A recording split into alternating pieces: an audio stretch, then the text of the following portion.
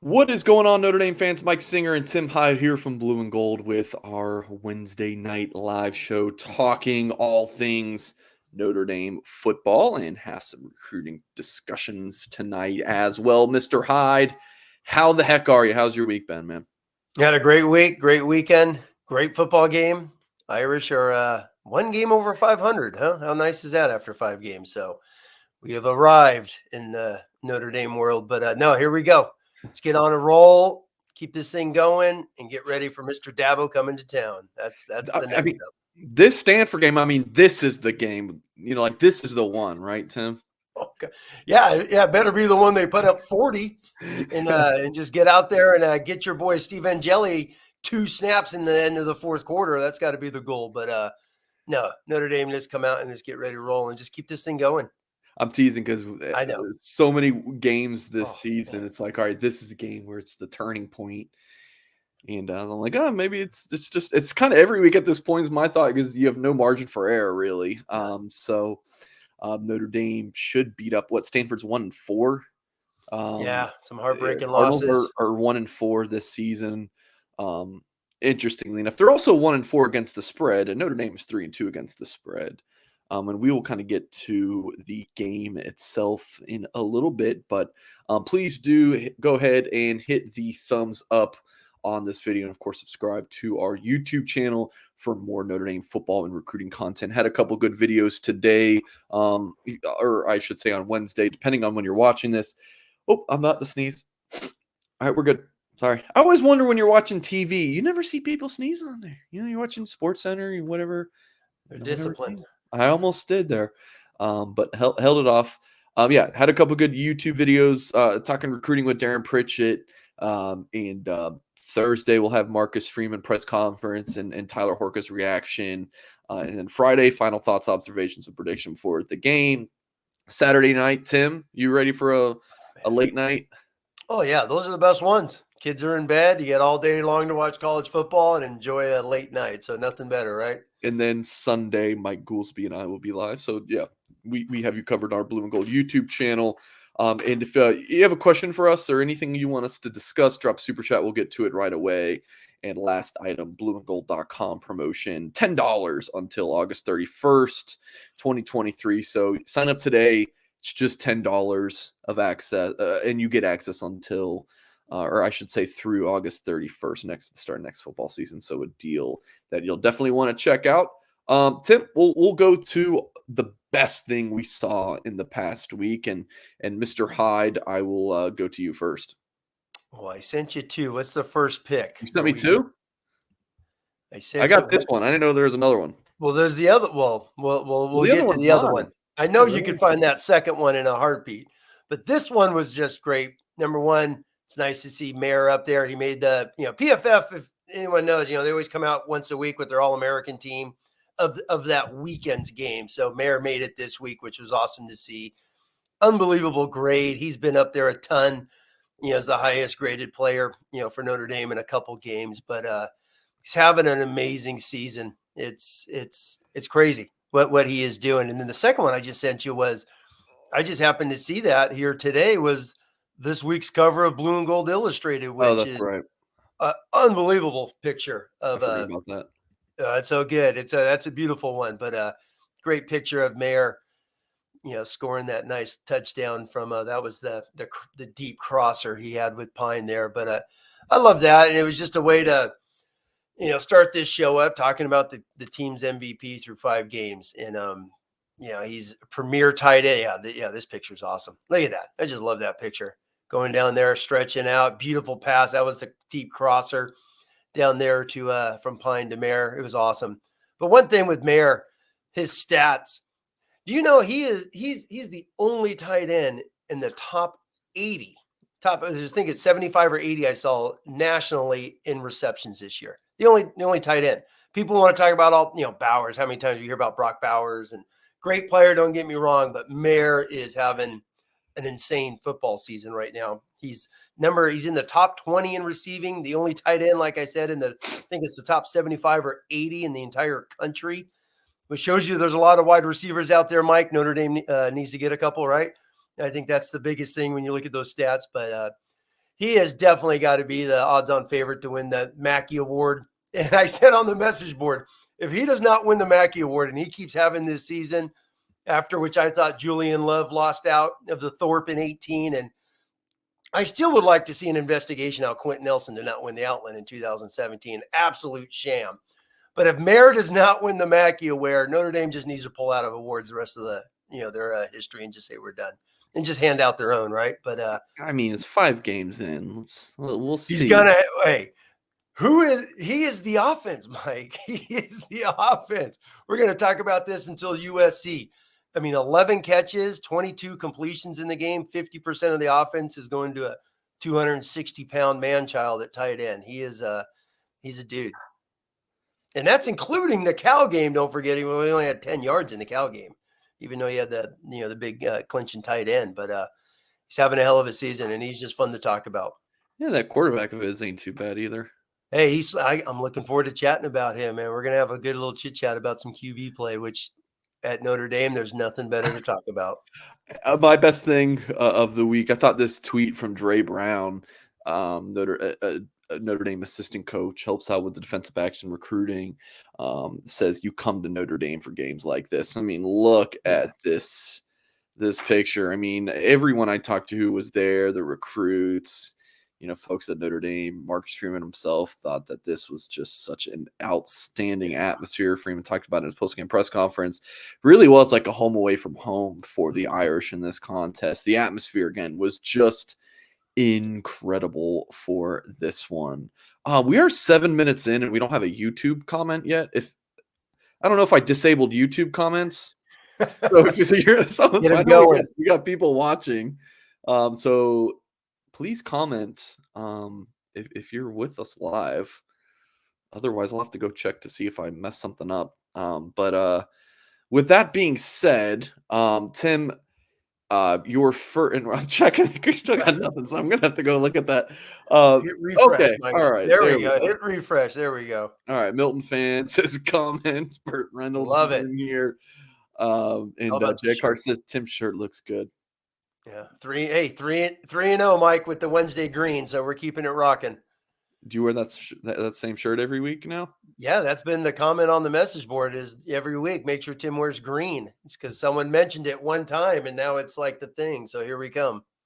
All right, I hadn't noticed that, but Tim is in a boat.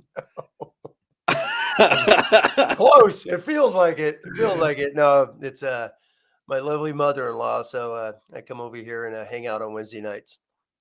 Okay, Tim. So this first topic, and folks, if you're with us live or watching back, please do hit the thumbs up. If you have anything you want us to address and talk about, please do drop a super chat. We'll get to it. But Tim, I have no idea where you're going to go with this. This is something that you sent me, something along the lines of Drew Pyne, Tommy Rees narratives. Why don't you tell us whatever goes on in the mind of Tim Hyde? That's just an interesting place to be. So I'm curious where you're going with this one. Well, you know what? It's like, obviously Pyne's getting a lot of hype. Some great articles at Blue and Gold. This past week after the football game, because this has been the thing since those first. We keep talking about those first 5 drives, those first quarter and that first drive in Cal, which were just abysmal from Drew Pyne. You're seeing that and you're like, oh my God, is Notre Dame going to win 2 games? Are they going to battle Charlie Weiss in the infamous, 2007, just brutal football season? And then Pyne got rolling, right? He got rolling. They have a nice win against Cal, really nice win against Cal, really good football team they are, and they got a heck of a quarterback. And then you got to go on the road. You go on the road and Pyne just starts slinging it all over the place. Yeah, I know we pounded, UNC, defense and stuff like that. But the very next week, UNC holds Vatech to 10 points. Not that Vatech some stellar, but you could see UNC has dudes and they hold a heck of a football team. So they've gotten better and they just won again this week. And they're right on the cusp of being a top 25 football team.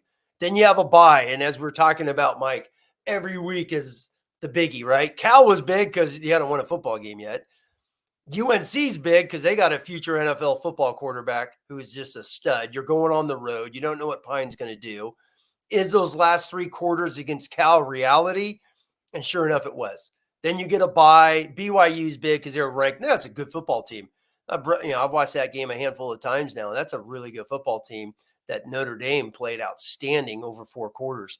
And where I'm going with is I started looking at some stats. There was a stat cut came out. I think it was Pete Sampson of The Athletic posted, if the season ended today, Drew Pyne has the record for passing efficiency and completion percentage for a season. He'd break Jimmy Clausen's.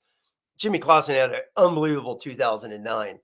And then I started looking at, all right, boom. Let's see where Pyne is in his career, right? So I just went with guys that have thrown, because he's over 100 passes now. And check this out, Mike. Here's a little Tommy Rees. People want to jump on Tommy Rees. The 5 best completion percentages in the history of Notre Dame football. Number 1, Drew Pyne, completion percentage. Guys over 100 passes. Jack Cohn, number 2 for his one season, right? And number 3 is that guy everyone loves to hate and love somewhere, right? Ian Book. All quarterbacks coached by Tommy Rees. I just found that interesting, busting out the old Notre Dame record book this morning. Jimmy Clausen's number 4 and Kevin McDougal's number 5. Do you think that's something to do with Tommy Rees, or do you think that's something to do with just, 20 years ago, Tim, quarterbacks completing over 50% of their passes, that was good. It's just a different game now. True. So much more in the quick game for throwing the ball. So do you think that's a big reason for that? Oh, without a doubt. The quick game. Ian Book was really good quick game, correct? He was really good. Jack Cohn, when they got rolling with Jack Cohn last year, it was tempo, the quick game, the RPO game. Jack Cohn was really good faking that dive and hitting those deep out routes to Austin and Lindsey and those guys last year. Really good. But I just, whatever. I found that interesting because Notre Dame has a lot of good quarterbacks. Brady Quinn's not in the top 5, right?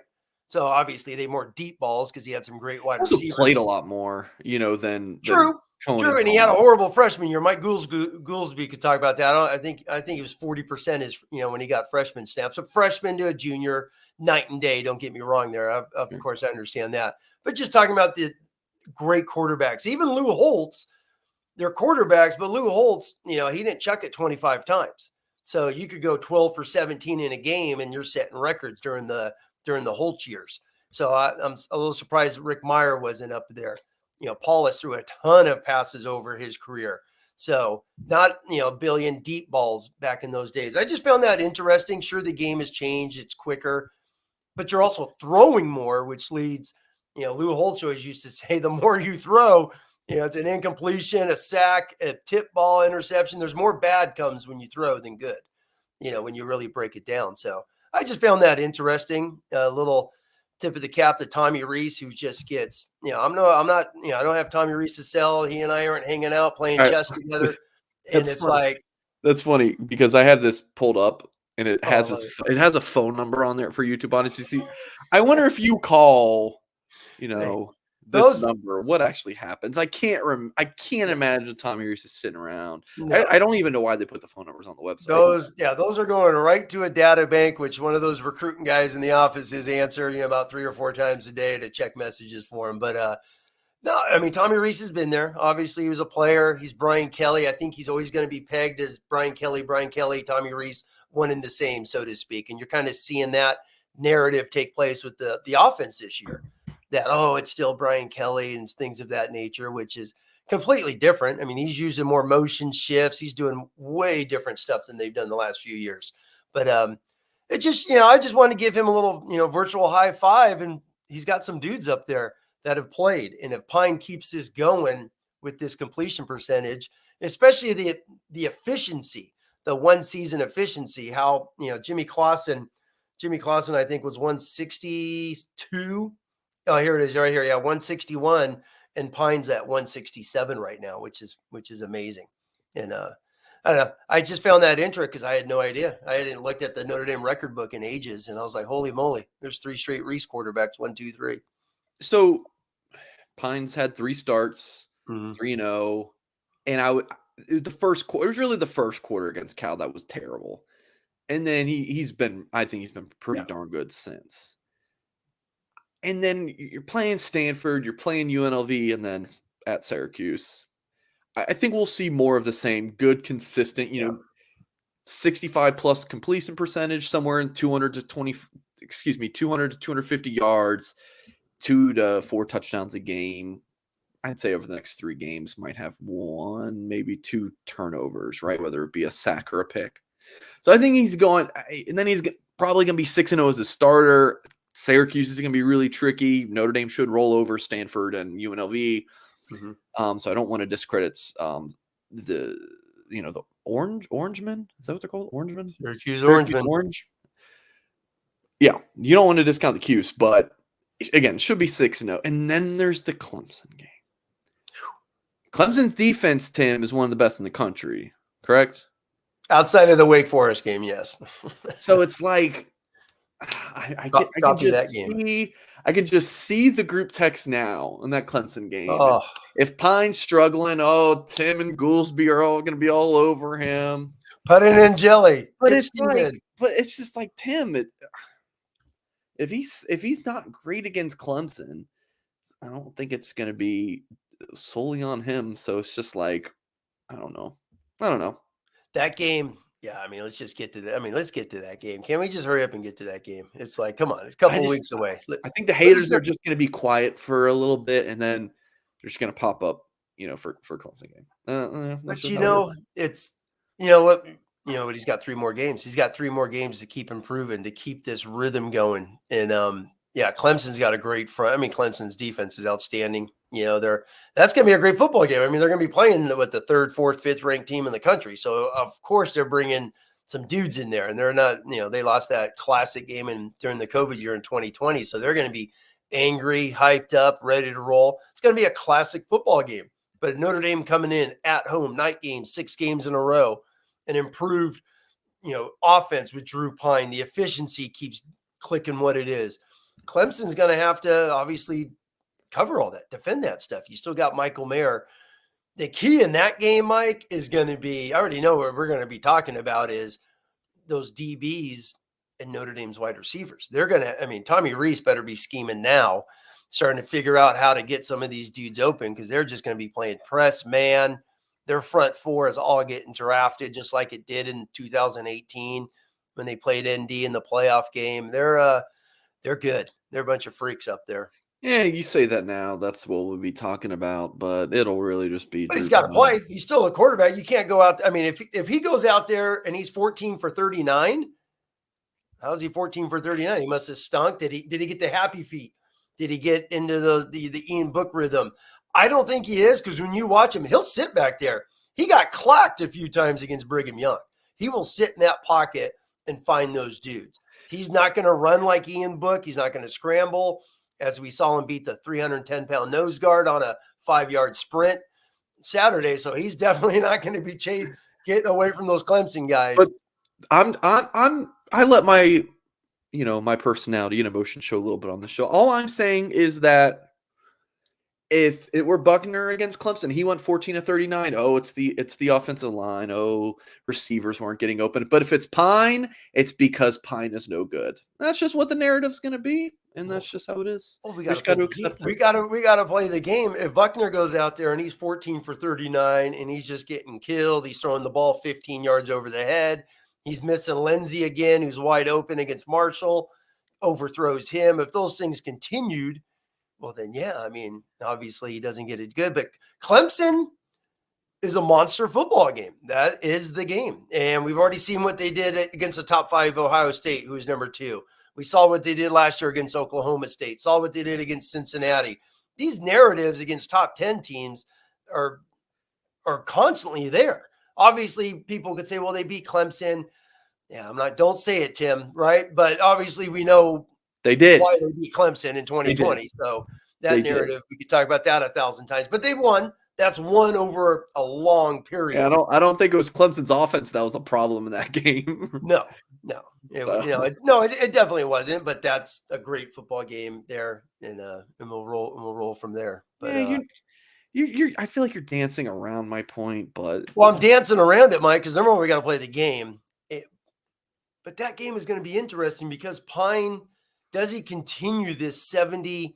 This streak. I think he will these next 3 games. If he goes against Clemson and he's completing 70% against Clemson, and and the game is like an Ohio State game. I mean, just imagine if Buchner had, if Buchner completed 70% against Ohio State, that game's a completely different game. So this is going to be that same type of feel.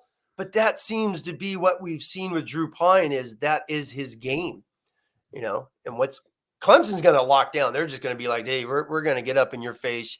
You're not going to get 10 yards like you did against North Carolina. BYU tried pressing them, but Clemson's different dudes than BYU. But that is going to be a war. Well, Milton fan says I'm 100% right, which must mean I'm wrong. So I'm just kidding, Milton fan. Just mess with you. Okay, we'll move on. But yeah, it's just like, if Pyne loses, it's his fault. Lost against Clemson, but then Buchner. But if he goes, it was Marshall. I mean, hold on. Let's keep going back to this. But let's keep going back to this 14-30. Well, people want to talk about we'll get into this next part you want to talk about here soon. What Freeman was asked, which is, but it's a completely different offense. They are doing so much different things than they did those first few. And jump to that. Let's get into that one. Well, I think part of it is because of the quarterback play. So I think Pyne's just more consistent. Or did they see? But that's what I don't understand. So their whole idea going through winter conditioning, spring football, summer ball together, fall camp, training camp, all those things. So their entire plan was to go double tight and just run Buchner and play action, dink and dunk with Buchner, but run him a ton. That's an interesting thing. If that was their plan, and then that doesn't happen, and then all of a sudden now it's quick game. Let's go from there. So this whole the Buckeye narrative and blaming I don't want to say you're blaming Buchner, but comparing Pyne. First off, Pyne didn't get to play against Ohio State. Ohio State is damn good. He didn't get to play. He has not played a defense that looked like those dudes. He hasn't played a D-line. Like Mike Goolsby said it the best the other night.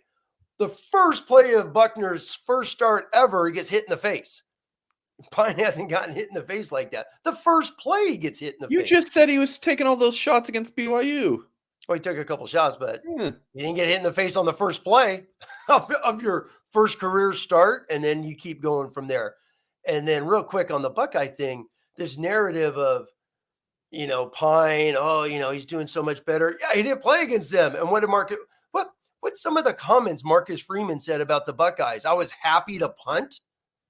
What head coach says I'm happy to punt? He wanted to play conservative football, get to the fourth quarter, which they did, and have an opportunity. That's what it seemed the game plan. When you're punting from your own, 38, 39 yard line and not going for it, you're playing conservative.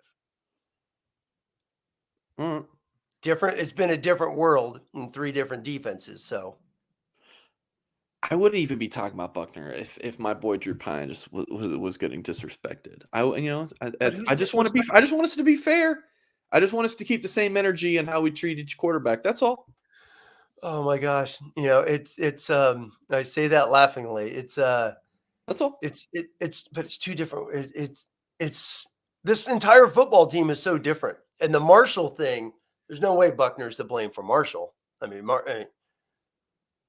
he threw a pick six. Absolutely horrid. But why is he in that stupid situation? Because the offense was struggling. They couldn't run the ball. They couldn't do anything.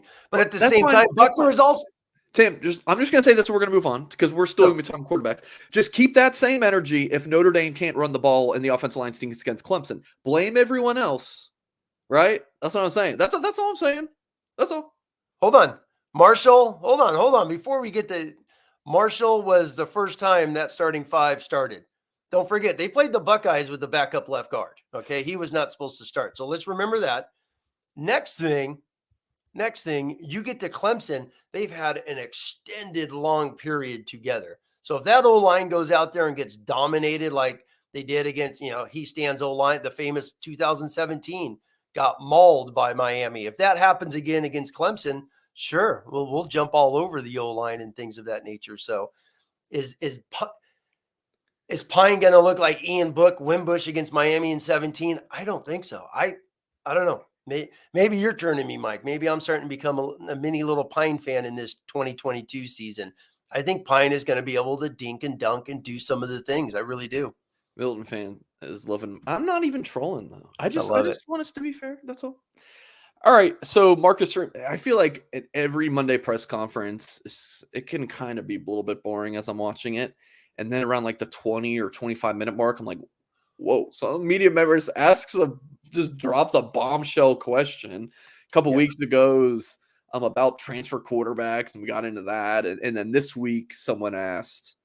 I going to paraphrase, but it was basically, are you second guessing your decision to start Tyler Buchner over Drew Pyne?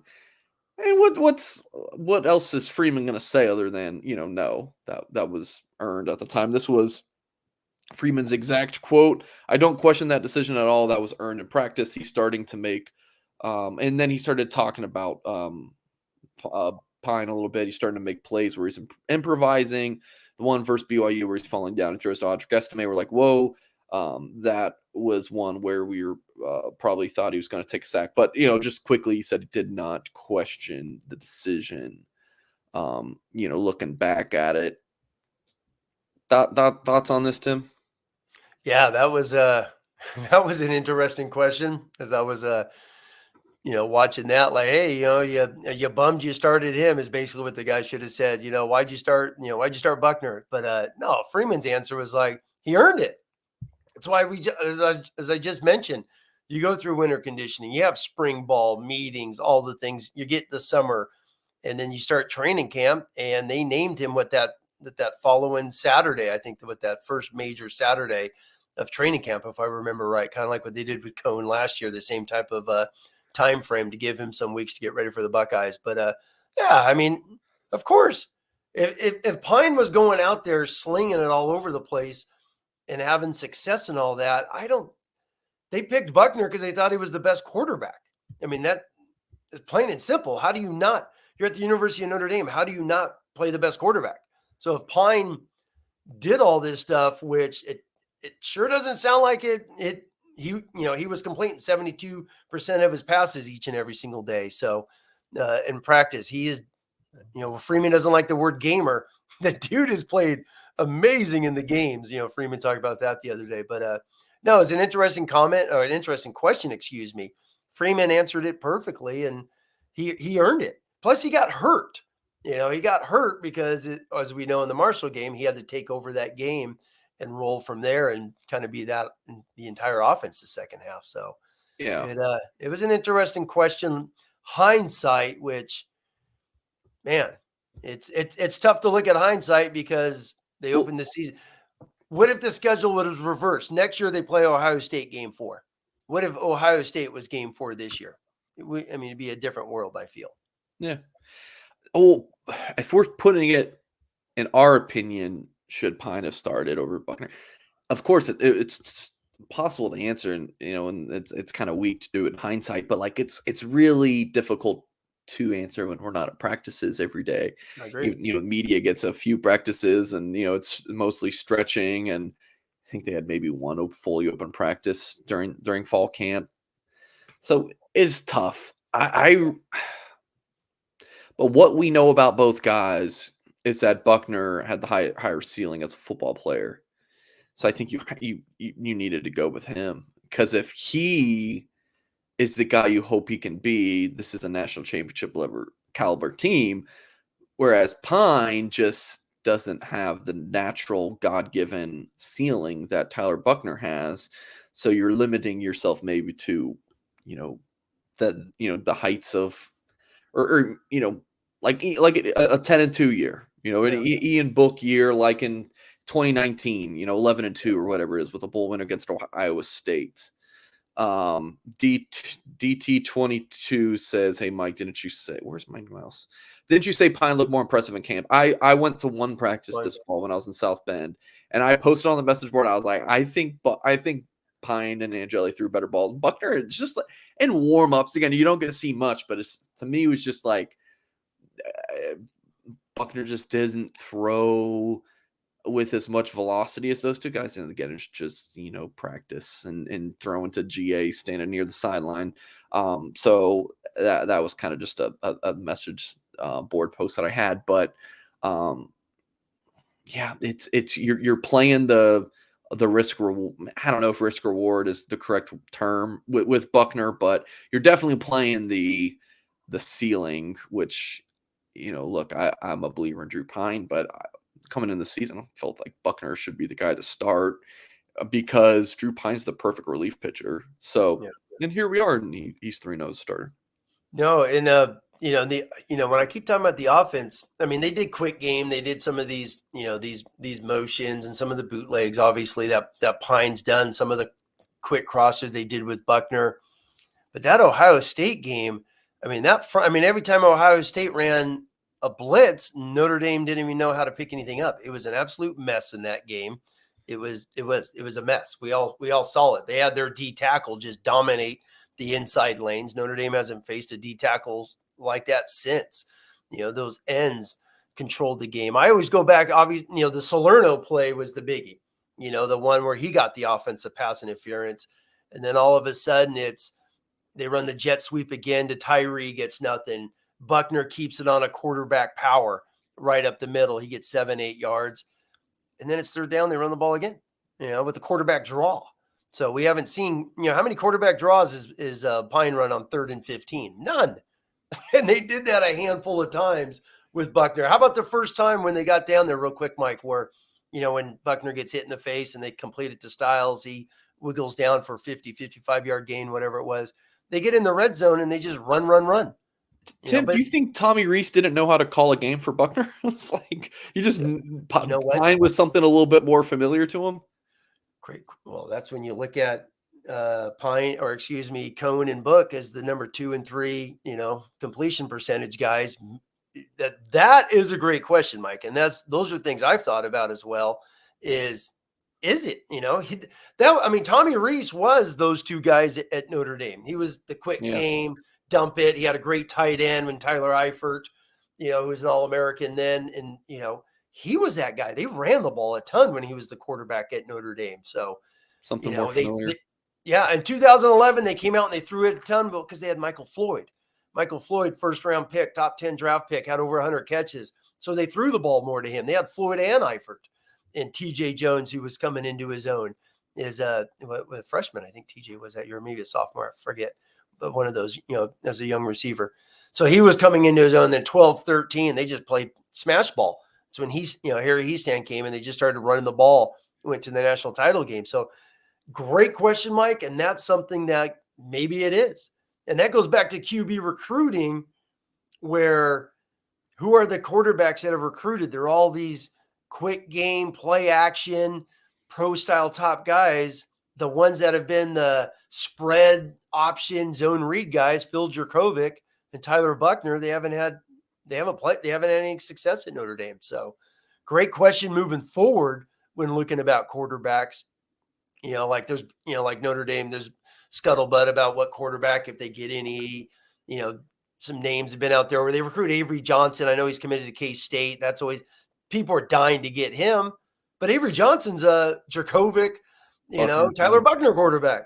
Yeah. CJ Carr is a Jimmy Clausen drop back style guy. So what is Notre Dame's quarterback future? And that's something I think even Marcus Freeman has to figure out. All right, folks, let's hear from one of our sponsors, Rogue Shop, a husband and wife outfit, as Mr. Rogue and his wife Char are craft cannabis farmers who specialize in small batch sustainable plant medicine, a true holistic type of small business. They farm everything and grow it all themselves, do everything by hand. And for YouTube audience, you see on the screen, a website to visit is rogueshop.com. There's products that will give you your euphoria, but there is so much more. Products that have been known to help with anything from stress to anxiety to chronic pain to insomnia. If you have a question about any product, jump on a live chat with the owners on the website and they will steer you in the right direction. They did so with me when I received a box of product. Char had the owner's wife had detailed handwritten instructions for me, as I've never used these products before. And again, they'll take care of you with any questions.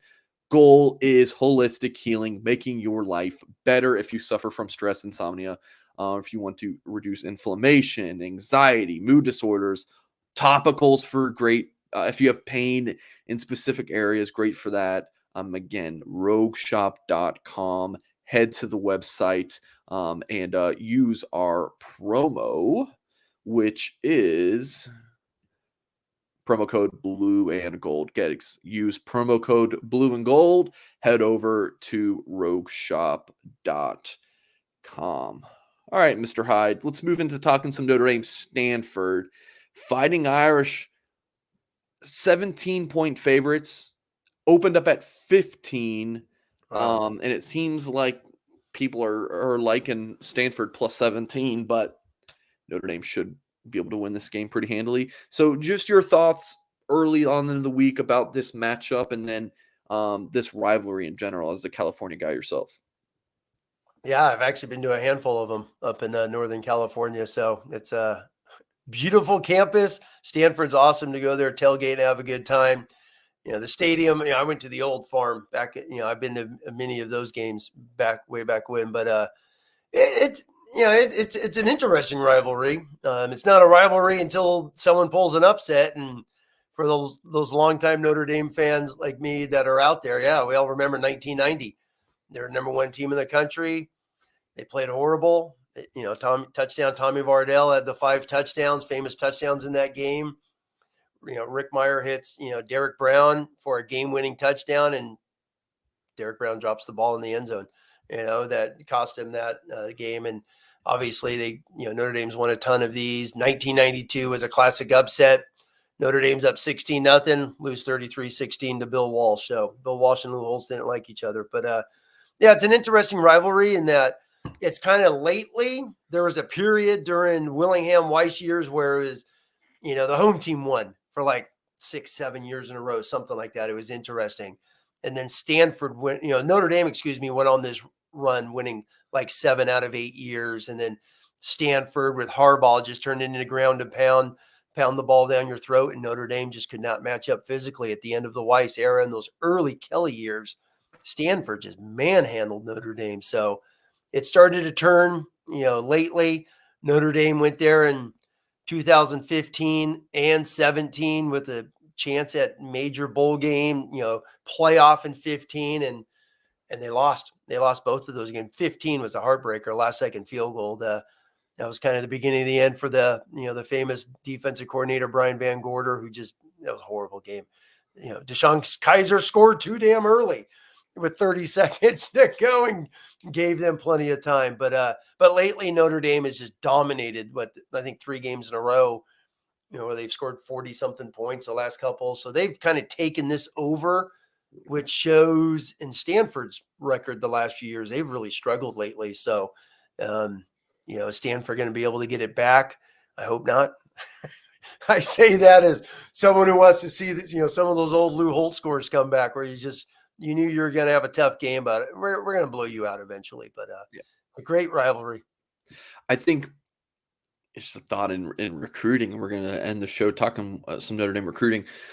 If Stanford is down, I think it's good for the Irish because some of these high academic kids, like I don't know if you remember, Tim, this is before you joined us, was Jaden Slocum was a safety out of Atlanta, who the Irish really wanted. He's one of the sharpest kids I've ever talked to. He picked Stanford over Notre Dame because academics just so important to him. Like all these kids that Notre Dame's recruiting, they're all great students, and academics. But academics is important, but usually football is a little bit more. But these kids who choose academics over football typically will go to Stanford. But if Stanford's clicking and they're a top 10 team, you're losing some of those kids who are that Notre Dame's usually winning right now. That's Booker, Thomas Booker, the D lineman a couple of years ago. Notre Dame thought they were going to get. Stanford's winning. They got him. The corner who's in the NFL with Paulson Adebo, who was a Notre Dame commit. He got a Stanford offer in like December, decommitted next day. I'm done going to Stanford. And yeah, you're right. I mean, there's been a handful, especially on the O-line. They've lost some really good, both sides of the line, O-line and D-line to Stanford as well. Those high academic guys, like once they get that offer, Notre Dame has lost some really good football players. So you like Notre Dame to win this game pretty handily? Yeah. Yes. Yeah. And just, I started looking at the stats, watched a little bit of film. I had watched some of their SC game earlier. They had some red zone turnovers. They've played good football at times. They're not bad. They're bad at spots over the course of 60 minutes. But, I mean, they're coming into South Bend, and when your head coach, David Shaw talked about this in his press conference. I was reading some of I think Tyler Horka put up the article in Stanford about the David Shaw quotes. When your head coach is saying, yeah, we're reeling, we need to learn how to win a game. When he's talking like that, because people will know what they lose, 30 seconds left. Oregon State, the guy just makes an unbelievable catch, rips it out of Stanford's guys for a game-winning interception, takes it in, wins the ball game. And Stanford's had a handful of those games this year, which are just tough. Here's all you need to know about Stanford. I just Googled Stanford's schedule. Academic schedule came up before football schedule. I mean, that's kind of typically football schedule pops up. Or if you're like looking up Kansas schedule, basketball will pop up. Yeah. But for Stanford, it is, Yeah, when your only win is Colgate, now obviously, I mean, they just go straight into the Pac-12 schedule instantly. That's brutal. That's exactly. Brutal but they always play SC in that early September. That's been a kind of, it's been there since Harbaugh, it's famous Harbaugh and Pete Carroll going at each other. They played those early games. Tim, looking at some of these scores, maybe they're not as bad as you think. USC is one of the best teams in the country. Oregon State's decent, then they lose on the road against a couple of good teams. I don't know. Maybe they're not as bad as we think. They play good foot. It's I'm a big believer in, play football the course of 60 minutes. They're good in spots. They got a heck of a quarterback. Their Tanner McGee's in like every top 20 mock draft on everyone that throws it out there. Tall, athletic. He's Corona Centennial guy where Jaden Mickey's from. Really good football player. They got some outstanding football players. One of the wide receivers I coached against, Bryson Trumaine out there, the wide receiver out of Venice High School, great football player. I had the privilege of coaching against. They got some good football players, but they're injuries. I just saw today a couple of their offensive linemen are out this week. One of them, Walter Rouse, who was a Notre Dame guy they tried recruiting. Their running backs out. They're starting running backs out. They got some guys out. So now you get that recruiting as you're talking, the depth. Do they have the numbers? They're ranked in the 100s on defense in a couple of categories. And after 4 or 5 games, you don't want to be in that realm. And they're bad in some spots. But discipline, academics, they're like number 1 or 2, 3, something like that, and penalty yards. And I thought the kicker, and doing some of the stats, is time of possession. They would slam the ball down your throat for all those years with Harbaugh and Shaw, and they are really, really low in time of possession. They're not controlling the ball enough over the course of a game. So I would look at it. I really hope Notre Dame could go out there and cover this game. That would be an awesome night, especially just kick Stanford in the gut after some of the games they've had this year and just keep this thing going. It's doable. I think Notre Dame hasn't been home since like a month, it feels like, right? Cal seems like ages ago, Marcus Freeman's first win. So you think a first game, you're going to talk recruiting here. It's going to be an electric atmosphere. I think those players are going to be ready to rock and roll. Yeah, it'll be a great recruiting weekend. We'll have full coverage at blueandgold.com. $10 gets you access through August 31st, 2023. So start next football season. So please do head over to blueandgold.com and check out the deal. We're going to talk a little bit CJ Carr, because that is the player who I went to see in action this past Friday. Tim's best thing from last week, that our segment to start the show, was Carr and his stats. Well, Tim, it's just like when Tim talks about the Notre Dame defensive line. They stink, and then he stops talking about them. Well, Tim started talking CJ Carr, and then that Saline offense put up a stinker. 0 points against the team they probably should have put up 30, 40 points against. Really? Oh yeah. It was that bad. Okay. Yeah. Oh, they should. Saline should have. Oh yeah. Okay. I didn't, because I saw the score and I saw your tweets and whatnot. They lost 7-0. Yeah. I know. I saw 7-0. I didn't know if that defense was like the Bears from the 80s. That he was. No. It was just a bad night. It was just a really bad night. And I got a little, the highlight reel here, which is, one play.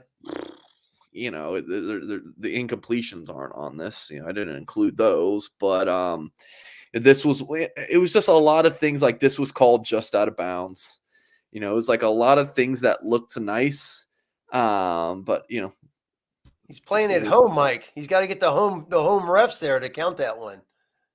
It just wasn't clicking for the offense. He missed some throws. He had some drop passes. This was actually oh no, that wasn't it. But that's his 4-star tight end. There's a play here in a couple where he moves around in the pocket real nice and delivers this ball, and it's just incomplete. But he could have thrown a better ball there, but that one was dropped. This is the one. Feeling the pressure, step it up in the pocket, buying a little bit more time.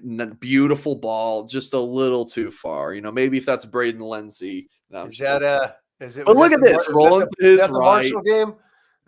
Look at chucking that ball just out of bounds. I mean, it was like, I know. So game. He was 6 for 25 for 88 yards, Tim, but it really wasn't as bad as it seemed. Like, I mean, he played a fine game, but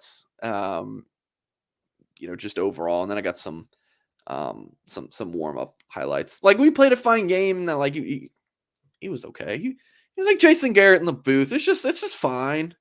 He didn't get much help. Man. But yeah, this is kind of like nothing to really freak out about. He had a bad game, and I think it was honestly the best thing that could happen for him. He's never lost in that stadium. Celine hasn't lost in that stadium in a long time. I think this is only second year starting. Celine hasn't lost in there in like 50 conference games or something. Wow. So this was a good learning experience for him. You'd rather him, have this kind of loss and know how to rebound from it as a junior in high school rather than, to be that leader in the face of the program, learn from it now rather than, when you're at Notre Dame. But I don't know, Tim, just thoughts on this and then what you see in these clips. Because, I mean, Tim, he's great. He's got all the tools, man. I mean, he's got it. No, exactly. That's what I was going to say. He struggles. They get shut out. It's not like he threw 5 picks. He fumbles on a sack. No turnovers.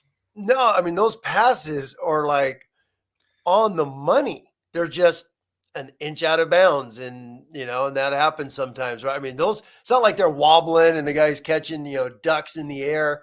No, those are some beautiful passes. They're just an inch too short on the sideline, so to speak. So, and that happens, you get the ball quicker, wide receiver play, all those things.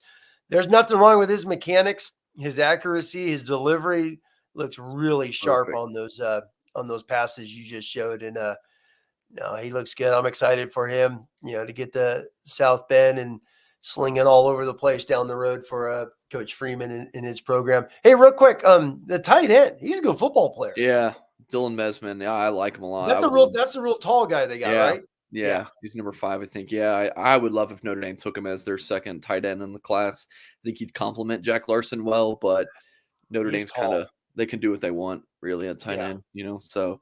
No, I hear you. I liked his film. Yeah. So I don't think I did a great job in my analysis there, as I did in our video with Darren Pritchett earlier this week. It wasn't a good night, and it's going to be okay. I mean, I don't think he could have done anything to change my opinion. He could have thrown for 8,000 yards and 18 touchdowns in one game. Be like, okay, that was awesome. No, but, exactly. It's fine. It's about his tools, how smart he is. Yeah. Does he know how to lead a team? Those things aren't changing because the high school game is junior year. So no. Yeah. Did they have a run game, or is it just on him? So to speak? I mean, it's he could throw. I mean, just those passes. It's like he's right on the damn line. And they were playing a team, a triple option ball control team that just wanted to keep Celine off the field. So they go 3 and out. And then they're not getting the ball back for 8 minutes. Especially high school football. Yeah, that clock is running. Yeah, they got no opportunity to really get in any rhythm. Yeah, no, they couldn't really run the ball. Like that last clip of Carr, that was like their biggest run of the game almost. There was one, and ball that Carr threw in the fourth quarter that I didn't get on film. It was a beautiful ball downfield. I didn't know they had the ball. They turned the team over on downs. I didn't even realize it. Stupid ass Mike Singer forgot to film it. So yeah. No, Carr looks. Hey, that film, he looks nice. I mean, he's got like you're saying, he's got the tools. You just watching him warm up, you're seeing all that. I mean, even his footwork, getting some of the pressure, moving around. He didn't even. I mean, it's a game he's struggling. It's 7-0. You could just tell in those clips he's not pressing. He's not freaking out. He's not stressing. Just trying to make something happen. And no, he looks good. He's a damn good football player. Tim, I hope that's the last time I ever have to talk about that. Hey, we don't talk D-line, Mike, and we won't. I guess we won't talk about CJ Carr down the road here. We'll wait for his season to end so he could get a state championship for Saline High. Well, I think you just jinxed it, Tim. I did, exactly, especially the D-line. But hey, you know what? We haven't talked D-line, and then they go out and dominate. But I'm just saying we haven't. We're not talking about it.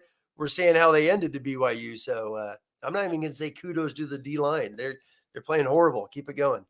All right, folks, that's going to do it for this week's show. Please do hit the thumbs up on this YouTube video. Subscribe to our channel for more content if you listen back via podcast. Appreciate you as well if you're watching back via YouTube.